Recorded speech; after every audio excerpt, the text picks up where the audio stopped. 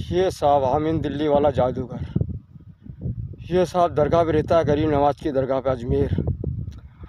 और साहब मेरे को ये मिला दरगाह में अजमेर। मैं साहब दरगाह पे कुछ मेरी परेशानी थी, कुछ मेरे भाइयों को लेके घर के अंदर लड़ाई झगड़े होते थे, तो मैं वैसा कुछ प्रार्थना दुआ मांगने जाता था गरीब नवाज की दरगाह पे। मैं भी रहने वाला अजमेर का ही हूँ, मेरा घर छोटी नागफनी अजमेर पड़ता है।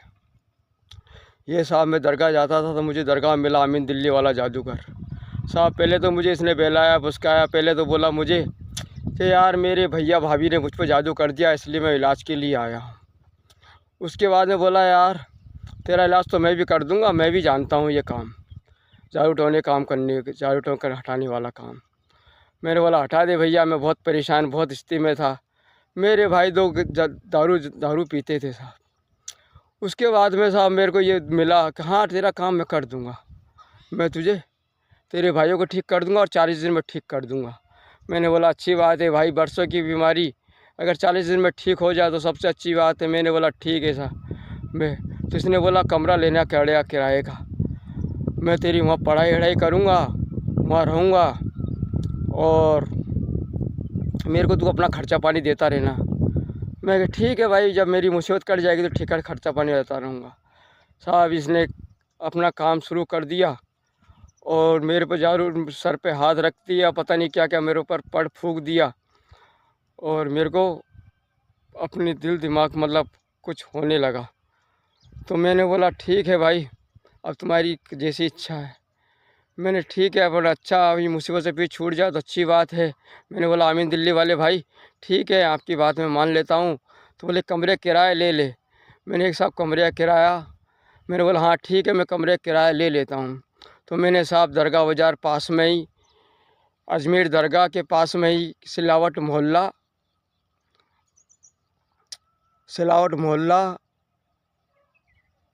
परवेश गोरी गेस्ट हाउस के अंदर एक कमरा ले लिया। ये मेरे साथ रहने लगा तो ये अंदर पहले मुझे बोला कि मैं करीम नवाज से प्रार्थना करता हूँ, दुआ करता हूँ और तू मुझे अकेला घर में सोने दे। मैंने बोला ठीक है। एक बार साहब मैंने इसको ये अकेला घर में सोने लगा। अब ये साहब हमारे को अच्छा करने की वजह हमारे साथ उल्टा सुल्टा करने लगा, इसका जादू हम पे चलाने लगा। लेकिन धीरे धीरे हमको सारे को बांध लिया, मेरे भाइयों को मुझे बांध लिया। करीबन 40 दिन की जगह कम से कम 3 साल तक ये मेरे साथ रहता रहा और मुझे चूतिया बनाता रहा। और जब मुझसे बोला कि अब यार पैसे, मेरे साथ 10-12 दिन रहने के बाद बोला मुझे पैसे की ज़रूरत है, मुझे पैसे दे। मैंने बोला भाई पैसे दूंगा। तो बोले मुझे 3,000 रुपये दे। फिर बोलता था हर महीने मेरा दिल्ली में किराया का मकान है, वहाँ मेरे 700 रुपये लगते हैं, वो 700 रुपये दे। तो हर महीने साहब मेरे को 700 रुपये देने लगा। और फिर बीच में मैं करता था साहब मार्बल काम, मैं 700-800 रुपये रोज़ कमाता था साहब। उसके बाद में जब कमाने लगा मैं, तो ये बोला अब मुझे 3,000 रुपये दे। तो मैं चलो ठीक है भाई। बोले अगले महीने तेरा काम हो जाएगा। मैंने बोला भाई तुमने 40 दिन का नाम लिया। बोले अब ये टाइम लगता है इस काम में, ये जादू टोना है, तुम्हारे पर 3 जनों जादू कर रखा है, तेरे भाई पर जादू कर रखा है। लेकिन साहब ये जादू टोना तो हटा नहीं रहा था, लेकिन हमारे ऊपर दोबारा उल्टा जादू हमारे पे कर रहा था, हमारी बुद्धि बांध रहा था, हमसे पैसे खोस रहा था और हमसे पैसे छीन रहा था। अब साहब हमारे भाइयों को मैंने एक दिन इसको बोला भाई क्या कर रहा है। अब मेरे भाइयों पे ये जादू टोना करने लगा और मेरे भाइयों को तकलीफ़ पहुंचाने लगा। तो मैंने बोला यार ये तकलीफ़, बोले तेरे भाइयों को कुछ नहीं है, ऐसे ही दारू पारू पीते हैं, जादू टोना कर रखा है। लेकिन सबसे ज़्यादा यही जादू टोना कर रहा था साहब मेरे घर में घुस के। और इसका मुझे राज बाद में मालूम पड़ा कि साहब इसने जब मेरे 2 भाई जवान मार दिए, जब मेरे भाई मेरे साथ रहने लगे, तो ये बोलता है गरीब नवाज का ऑर्डर नहीं है, तो तेरे भाई को मत रख। इसने साहब अपने घर में बिठा के एक चौकी बनाई, जिससे जादू टोना से जिसमें आदमी मर जाते हैं साहब, धीरे धीरे करके मर जाते हैं। बोला मैंने एक चौकी बना दी है, अब तेरे भाइयों को कुछ नहीं होगा, दारू पानी छोड़ देंगे। मैंने बोला ठीक है भैया छोड़ देना। अब साहब 40 दिन की रहते कभी 2 महीने कभी 1 महीने करके पैसे ऐंठता रहा, कभी 5,000 कभी 6,000 कभी 10,000 ऐसे ऐंठता रहा। ऐसे 29-30 महीने रहता रहा मेरे साथ में। करीब साहब मेरे 2-1.5 लाख रुपये खा गया ये। खाने के बाद में साहब इसने पूरा जब अपना काम पक्का कर लिया तो इसने एकदम उभार के साहब 2 महीने में पहले मेरे छोटे भाई को मार दिया, आमीन दिल्ली रामवीर को। अब उसका साहब मैंने बोला भाई, मैंने अचानक उसकी तबीयत ख़राब होने लगी तो मैंने उसको बताया। अब इसकी करतूत तो इसकी थी। अब इसने बोला अरे उस भंगी ने जादू कर रखा है, फलाने जादू कर रखा है, लेकिन सब जादू टोना इसने कर रखा था। दूसरी बात साहब मेरे को बेहोश कर दिया, मेरे को कमरे के अंदर ले जाके मारता भी था, क्योंकि मेरी हालत इसने बहुत बुरी कर दी, जादू टोना कर करके मेरा दिमाग ख़राब कर दिया। फिर मेरे भाई की, दूसरे वाले भाई की पैर तोड़ दिया। पैर तोड़ के साहब उसने जादू टोने से उसने कहा मेरे भाई को तोड़ दिया। मैं उस भाई को देखने जाता था साहब, इसने मेरे भाई को नहीं दिया। मैं मेरे भाइयों को रोटी पानी देता था तो कहता था तेरे भाइयों को रोटी देना ऑर्डर नहीं है। मेरे छोटे भाई को मेरे साथ रहता था तो उसको रहने का ऑर्डर नहीं है, तो साहब मेरे भाई को इसने खुद ने निकाल दिया मेरे घर से। उसके बाद साहब मेरे भाई, एक छोटा वाला आता था, वो दारू वारू पीता था, उसको पैसे देता तो कहता तेरे भाई को देने का पैसे ऑर्डर देने नहीं है बाबूलाल साहब। उसके बाद में साहब ऐसे करता ये मेरे घर पे काबू करता रहा, हमारे दिल दिमाग पे जादू टोना कर करके हमें पागल करता रहा, मेरे भाइयों को बीमार करता रहा। अब इस बात का साहब मुझे मालूम चलने नहीं दिया इस जादू टोने कट के। उसके बाद में साहब मेरे को बोला अब तेरे भाइयों को पैसा देना बंद कर दे और तेरे साथ मैं बहुत बुरा करूँगा। मैंने बोला भाई मेरे साथ तू बुरा क्यों करेगा, मैं तेरे पास सब दे रहा हूँ।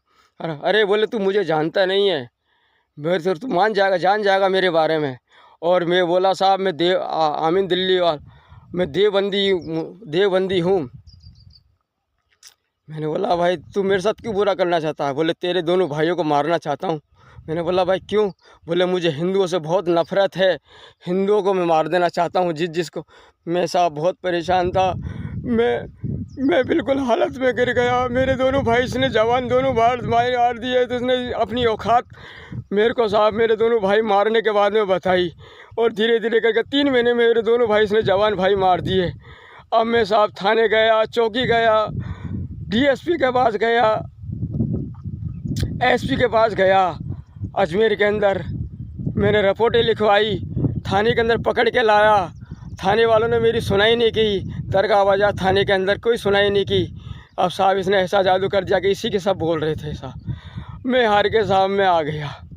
मेरे साथ इसने बहुत बुरा किया, आमीन दिल्ली वाले जादूगर ने।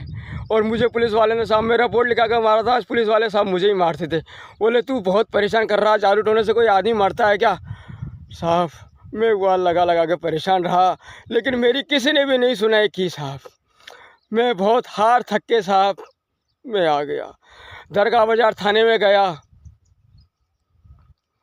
मैं दरगाह बाजार थाने में गया साहब।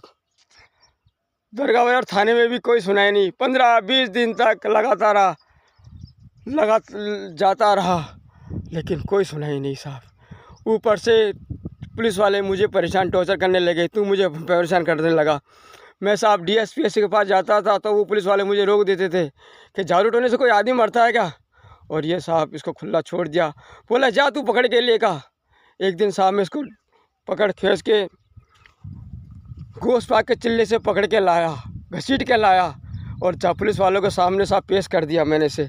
मैं कहा साहब कुछ कीजिए, इसने मेरे तो जवान भाई मार दिए हैं, मेरे रामवीर बावला को मार दिया। तो पुलिस वाले बोलते हैं कि जादू टोने से कोई आदमी मरता है क्या?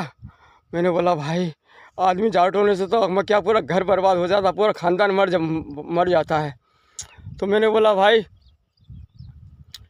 फिर इसकी रिपोर्ट लिखिए और मेरे पे कार्रवाई कीजिए, इसके ऊपर कार्रवाई कीजिए। बोले कोई जादू टोना नहीं होता है, कोई आदमी नहीं मरता है।